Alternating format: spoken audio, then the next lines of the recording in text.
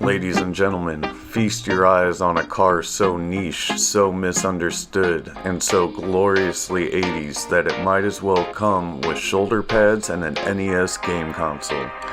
This is the Chrysler Conquest TSI, or if you prefer, the Mitsubishi Starion, or maybe the Plymouth Conquest, because why sell one car when you can sell three with different badges? Welcome to the era of badge engineering, folks. Now, I've personally owned one of these cars, and I loved it. Favorite car, hands down. I've owned thousands of cars. This one tops them all. So at the end of the video, I'll give you some stories of how I got the car, how the car transformed throughout time, and you will see some clips of my car, as well as a mix of other cars as I give this presentation on the Chrysler Conquest.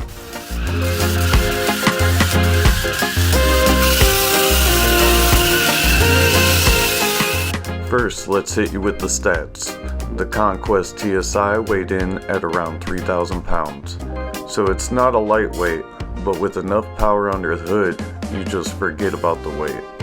Speaking of power, say hello to its turbocharged 2.6 inline-4 engine, lovingly known as the Mitsubishi 4G54. It cranked out 188 horsepower and 223 foot-pounds of torque.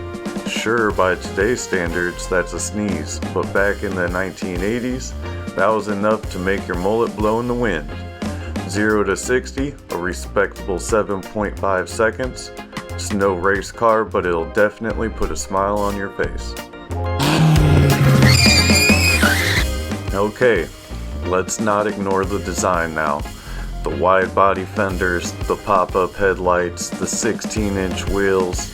It's like Mitsubishi, the company that actually made this car, looked at a rally car and said, what if we made it sexy and sold it to Chrysler?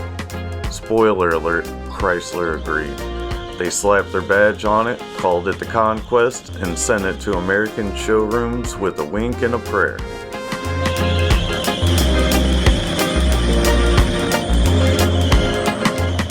Now, how did this turbocharged marvel end up in the Chrysler dealerships?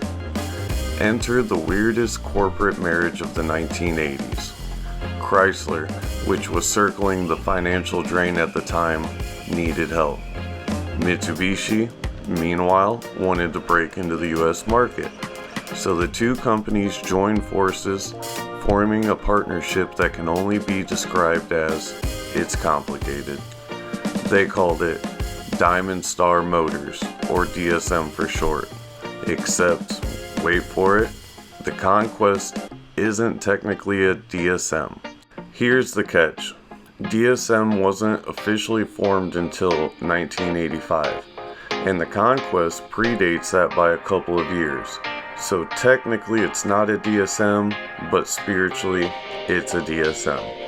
Without the Conquest proving that Americans love turbocharged imports, we wouldn't have got legends like the Eclipse, the Talon, or the Laser.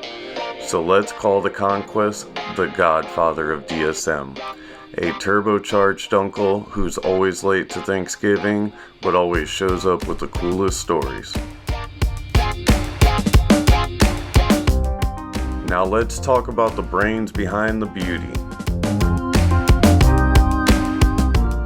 Kenichi Yamamoto, the Mitsubishi engineer who designed the Starion, the car the Conquest is based on.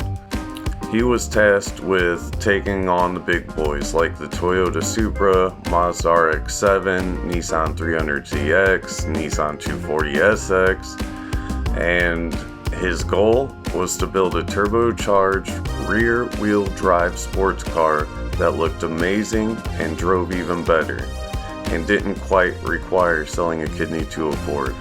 And he nailed it. The Starion, and by extension the Conquest, was one of the first Japanese sports cars to embrace turbocharging in a big way. This is the turbo. Mitsubishi's 4G54 engine was their first real stab at turbocharging for the masses. And while it was brilliant, it also had a learning curve. Turbo lag? Oh yeah, it's vintage. You hit the gas, nothing happens, and then bam, boost hits you like a toddler throwing a tantrum in a toy aisle. It's both terrifying and glorious at the same time. And drifting? Oh, this car loves to drift, thanks to its rear-wheel drive layout, torquey turbo engine, and that wide stance. It's a natural-born slider. Modern drifters adore these things because they're different from the usual Nissan 240SX or Toyota AE86. You throw this thing sideways and it just says, yes, more, please. But wait, did you know this car had a legit racing career? The Starion, and by extension the Conquest, competed in Group A racing, going toe-to-toe with Porsche 944s and Nissan 300Zs.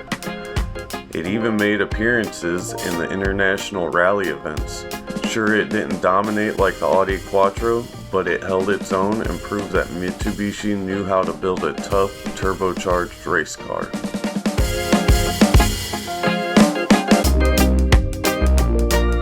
Of course, owning a Conquest isn't all turbo whooshes and glory. These cars are infamous for overheating. That turbo engine runs hotter than your mom's Thanksgiving oven. And the cooling system, well, let's just say you'll want to carry extra coolant. And for parts, finding a replacement turbo oil line is like trying to find a Blockbuster still open. Good luck. So, what is the Chrysler Conquest? It's not just a car, it's a statement. A turbocharged time capsule from the 1980s that represents ambition, innovation, and the weird corporate partnerships that made it all possible. It's a Mitsubishi with Chrysler badges, a proto-DSM legend, and an absolute riot to drive. Sure, it has its quirks, but that's what makes it special. This car didn't just exist, it thrived. It made turbocharging cool, brought a little JDM magic to American streets, and looked great while doing it. Chrysler, Plymouth, DSM, Mitsubishi, or not, it doesn't matter. The Conquest will always be a turbocharged legend. Just don't forget your coolant. Now my story. This is the tale of how I stumbled upon the greatest car ever. And yes, I mean the greatest. Not just because it's a car, but because of how absurdly wonderful and chaotic the journey was. It all began in Colorado.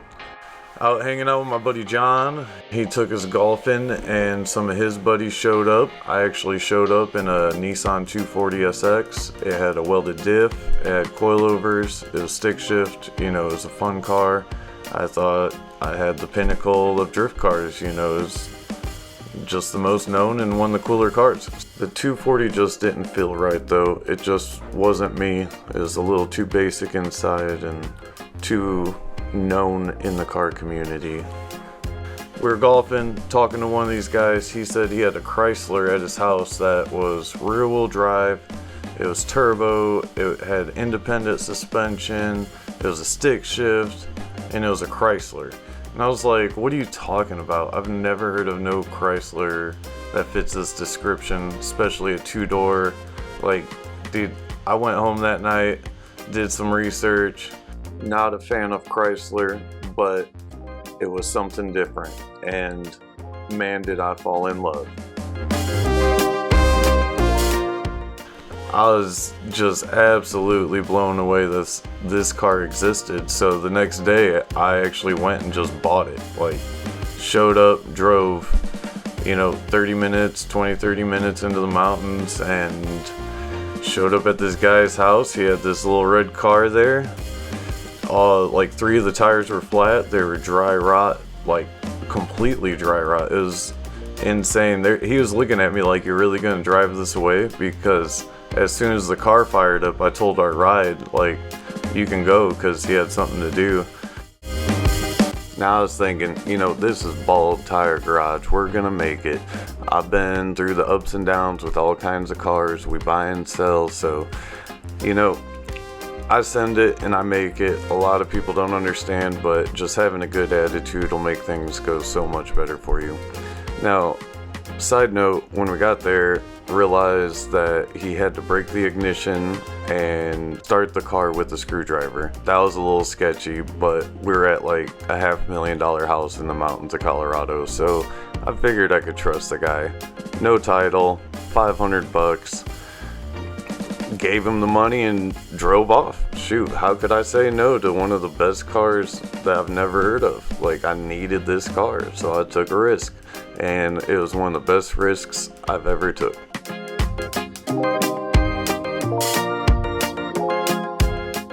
And it was just me and Hunt there at the car, and it ran. I knew I was gonna get it home. It had like the gas light was on, and we had to drive from this guy's house to the closest town, which was Divide. A good little jaunt, I guess 15 minutes or something, 10-15 minutes. And you know, so on the way out, like first couple corners, this guy's in the mountains. We have a dirt road with corners. I just had to send it. Like, I love sending cars. Dry rot, bad gas, barely running. Drifted this thing through the mountains. First 5 minutes in it. It was an amazing experience. Hop on the highway, get to the gas station, fill her up.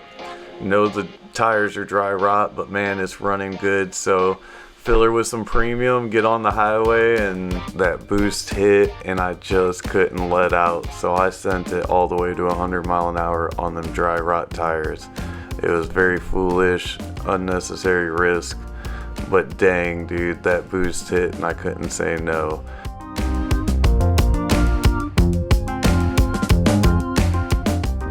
And ever since, I've been in love. It's been my favorite car, hands down. Hats off, whatever, slap that old knee. Is the best car. I just love it.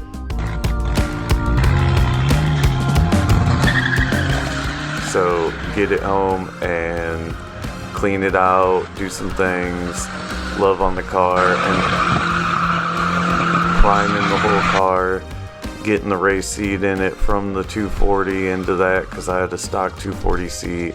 So then it had the race seat, and went up to get a set of tires finally. You know, we drifted quite a bit, shot some videos with it on the dry rot tires, and they just kept going. But then one day I was like, all right, I got the money, let's put the tires on. Get up there, and I asked the guys, I was like, can I do a burnout in your parking lot and film it? And they were like, yeah. And man, it was the worst, bro. I freaking went to do a burnout, and the car like felt like it was going, and it wasn't. It was just my clutch burning the whole time. And yeah, I stayed in it longer than I should. Like, I didn't know. I saw the smoke and thought it was the tires, and it was just my clutch. Oh, it was so embarrassing. Ooh-wee. So, I don't know where that footage is. I lost it. I wish I had it, but that was pretty embarrassing. So, towed it home. Got the clutch in. That was a couple day ordeal in the rocks. It was not fun. And then got the tires on, had it painted.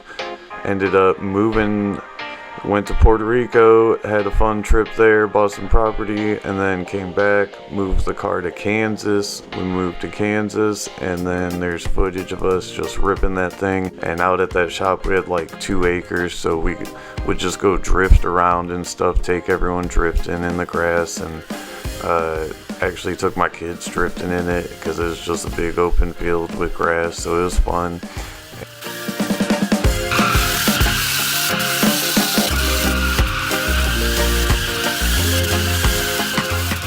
Cody had his 3500 truck. He was drifting that thing out there even. I have some footage that I'll put in. That was a lot of fun. But so as we had this Conquest in Kansas, started doing some paint jobs on it. We ended up gutting the whole thing, took out the sound deadening, took out the carpet, took Added a roll cage, which actually helped a lot because the suspension was shot, so every time you'd go to drift, you'd feel like you're about to flip the car, because it was like a 2-bounce suspension. You know, the first bounce was real bouncy, but that second bounce it stiffened up, so it'd scare the crap out of you when you'd go to drift it. So once we put that cage in, that took a lot of that away, added a lot of stability, threw some spacers on the front, had those sweet inky rims on it the whole time.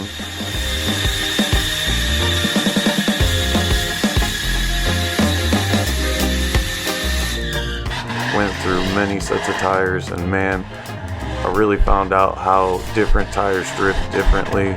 Actually, there's one more story where we were moving it from the shop to my house, and this was when we were still starting it with a screwdriver.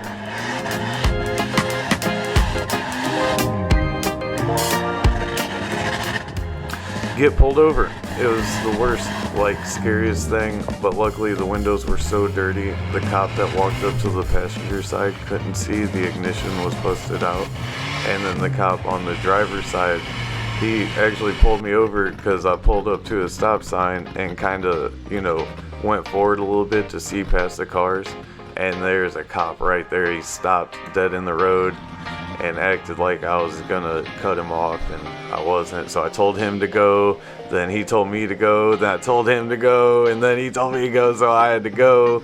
And they walk up and they're all talking to me about the car, and I said I just bought it and I'm just moving it over. And they're like, well, just be careful, get it home, and I don't want to see it on the road again until you got insurance and everything. And that was like, oh my goodness, bro. When I pulled off, I had to start that bad unit with a screwdriver with cops behind me. Oh, it was the sketchiest in the world.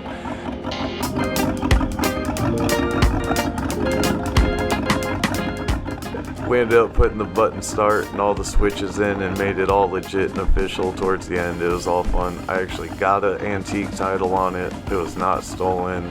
Everything cleared, the VIN cleared in Colorado and Kansas, and ended up selling it for like $3,500 after years and years of abuse and from everyone. All the homies got to abuse it, and it just kept going.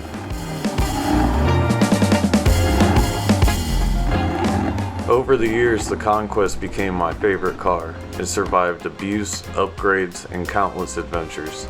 I gutted the interior, installed a roll cage, slapped on some spacers, and even gave it a Hydro-E brake for good measure.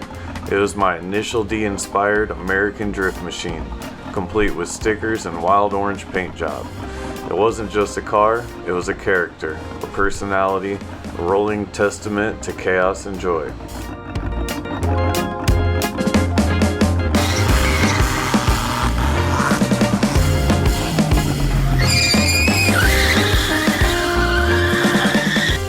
The Conquest wasn't just a car, it was a lifestyle. It took me to car meets in Colorado Springs and Wichita, tore up back roads and drifted through fields with friends and family. It scared me, thrilled me, and never let me down. Eventually, I sold it for $3,500, a tidy profit considering the initial $500 investment. But I'll never forget, in a world of thousands and thousands of cars, the Conquest stands out alone. Sure, I've had BMWs, Mercedes, Toyota Supras, but nothing resonates like the Conquest. It's not just about the spec or the performance. It's about the stories, the memories, the sheer absurdity of it all. The Conquest taught me that sometimes the best things in life are the ones you take a risk on, and the ones you least expect. And for that, it will always be my greatest car.